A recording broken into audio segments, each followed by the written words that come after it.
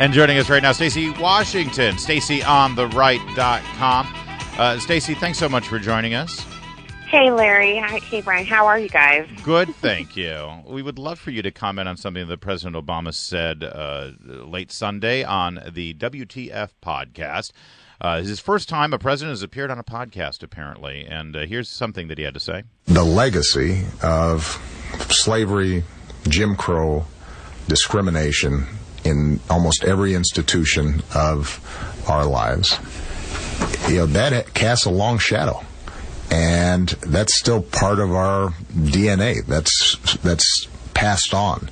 We're not cured of it. Racism. We are not cured of. We're not cured of racism. By we, he's saying the country, our nation. Stacy Washington, I love your immediate response to that, first of all. Well, we aren't cured of a lot of things. I think one of the things that drives me crazy about President Obama is that he's going to deliver the eulogy in a church, a guy who we never see carrying a Bible or talking about attending church himself. He is someone who just assumes the mantle of authority over topics that he really should eschew commenting on. Now, I'm not saying he can't have a discussion about the 9 people who were brutally slaughtered by this evil maniac. I think he should comment on that, and I think his legitimate feelings are his own, and he has a right to those. And if he feels that we aren't cured of racism, he's welcome to his feelings. But I think here in America, we have a lot of things we aren't cured of because we're a society of human beings, and human beings are plagued by some of us being evil and the rest of us having to beat that evil back on a daily basis. And when things like this rear their ugly head, it's a time for introspection, it's a time for mourning, and it's a time for coming together. And in every instance, we've seen the president go to his immediate go-to, which is gun control, and trying to force his legislative efforts down the throats of Americans, when in reality, all we're looking for is someone to call for community, for knitting together the fabric that is torn in America because of our constant discussions about race and what ails this country. There are many things wrong with this country, but this is not the way to handle it. In that podcast, he also did something that a lot of people have commented on. Here it is one more time. And it's not just a matter of it not being polite to say nigger in public. That's not the measure of whether racism still exists or not. It's not just a matter of overt discrimination.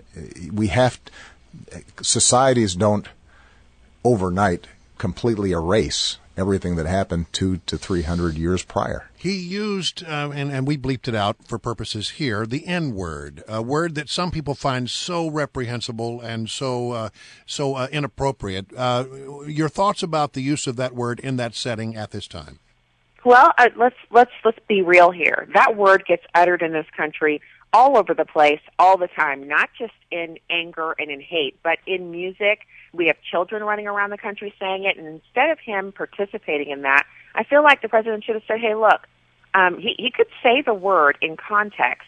I'm 50-50 because I don't like the way we say the N-word, like we don't know what that means. Journalists and people who are using it in the context of quoting someone else should be able to say the word without people passing out, especially since I'm going to go out today, and there's a high percentage chance that my children and I will hear it in a rap lyric blaring out of someone's window as we're driving down the road or walking in a parking lot somewhere. Yeah. So that's ridiculous. But I think he said it to spark a response from us, and genteel individuals aren't used to hearing it. We don't say it, and so we don't like the sound of it.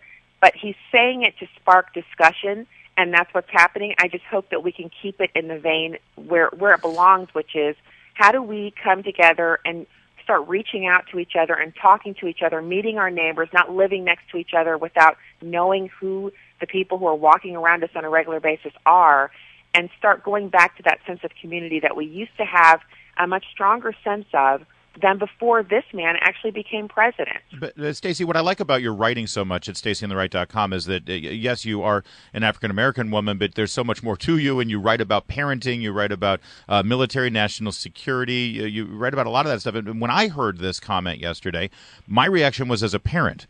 See, this word is not allowed in my house. And once again, the president has made it harder for me as a parent to parent my children because he's operating on a different set of rules. I don't think the president should use words that my own children shouldn't be able to. Do you let your kids use that word? No, absolutely not. In fact, now is an appropriate time for me to sit down with them, and I have to first discuss this with my husband. I was actually called the Nword when my husband and I we just met. We'd only known each other a few months, and I was at a Blockbuster. Remember those? Yeah. This is many moons ago. I'm walking in the parking lot, and someone in a red pickup truck, two individuals, they drive by, and they yelled, "Hey, Nword." I turn around and look, and on the back of their truck, they had a little Confederate flag and a gun rack, and they were driving away. Oh. And so I think it's important to contextualize why someone would yell that out of a window or use that word, but just to gratuitously use it, there's just another way he could have done it. And I think I understand what he was trying to do, but I just think for his office and where he's coming from, it wasn't appropriate. Now, that's my opinion. Others will have theirs, but I think he could have gone about this another way. There's a nuanced way to discuss something like this in context with what happens, the tragedy that has occurred, and we should put more focus on the individual who actually pulled the trigger. What's wrong with that guy? Yeah. Well, he's evil. That's where we should be starting these discussions. I want to ask you about the movement in South Carolina. The governor, most of the politicians of any ilk in the state were all gathered together to say we need to take down the Confederate battle flag from the grounds of the State House. Your thoughts about that move? Well, okay, so my question is, why wasn't the Confederate flag lowered like the American flag out of respect for the deaths of the victims? There's an interesting dichotomy with the Confederate flag. I actually don't have a problem. When I see it, I don't think, oh, white supremacists or slavery. But there are millions of blacks in America who associated with racism, slavery, a very negative, dark period in the history of this country.